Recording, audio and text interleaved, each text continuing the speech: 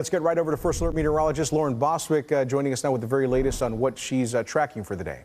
Yeah, thanks so much, Ken. And just like the past couple of days, unfortunately, we're looking at more severe weather likely within this afternoon. That's why we've issued another First Alert weather day in effect for today.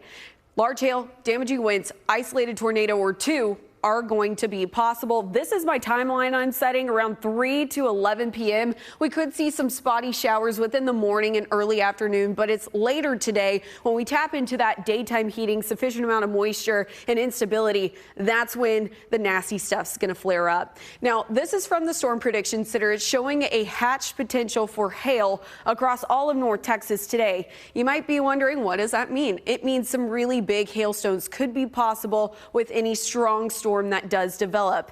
In addition to that, we do have a hatch potential across North Texas for a significant tornado threat. That means very strong tornadoes could be possible across North Texas. Now, does it mean everybody's going to see a tornado or hail that's super large? Absolutely not. However, it does mean you need to stay weather aware as we continue into this afternoon, because that's when the severe weather will be likely. Let's take a look at the Storm Prediction Center's outlook for today. It's a level 3 out of 5 risk in the orange shaded area, and notice along the Red River Valley, that's a level 5, or excuse me, a 4 out of 5 risk. So really numerous strong to severe thunderstorms will be likely as we continue into the day today. The afternoon is when the strongest activity is going to flare up.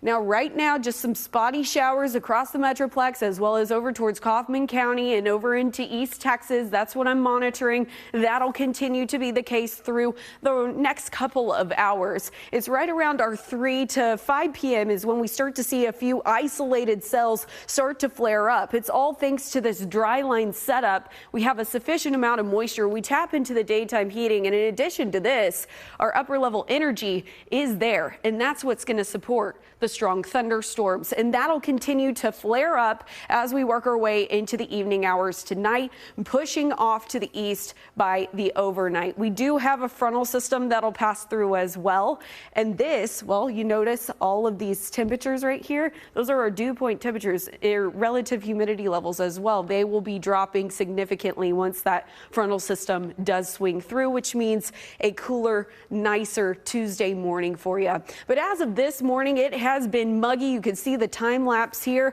all of that cloud cover, and you saw some raindrops on the video here. 79 degrees is where we're sitting at, but it feels more like 82. It's because the humidity is up there.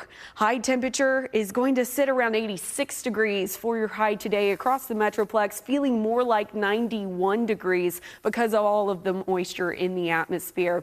Now, I was talking about that frontal system that's going to swing through overnight. Well, it's going to bring us nice mild temperatures in the 60s as you wake up through the rest of this work week. In addition to that, it won't be nearly as muggy, which is fantastic news. And it's going to be a gorgeous morning tomorrow and the next few days. As of this afternoon, please make sure you're staying first alert. That's why we have that alert in the forecast for you. And then we will be keeping you up to date with all of the latest information, Ken. All right, Lauren, thank you very much. Well, today is the day to stay weather aware. You can always stream or follow the latest updates from our First Alert meteorologists. All you have to do is download the free CBS News app and find the Texas section.